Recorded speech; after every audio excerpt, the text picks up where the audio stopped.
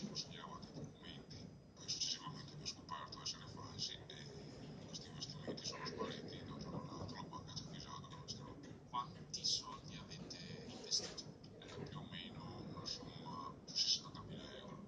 Marco, il nome è di fantasia, accetta di parlare a patto di non essere riconosciuto. Lui e la sua famiglia sono tra i clienti di Unicredit che hanno visto sparire i propri soldi. Clienti imbrogliati per anni e tutto riconduce a un impiegato della banca. La filiale è in provincia di Verona, a San Giovanni do Padova. Le indagini sono in corso, ma pare proprio che quel dipendente abbia raggirato almeno un centinaio di correntisti. Si parla di appropriazione indebita per una cifra totale da capogiro 15 milioni di euro. Se ne parla molto in paese, cosa si dice? C'è un po' di preoccupazione perché molti sembra che ci abbiano appreso dei soldi.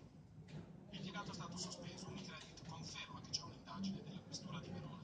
Le vittime sono persone che non usano l'home banking e non possono controllare da casa cosa succede al conto. A loro è stato proposto l'acquisto di prodotti finanziari, mai comprati però. Che tipo di investimenti sono stati fatti?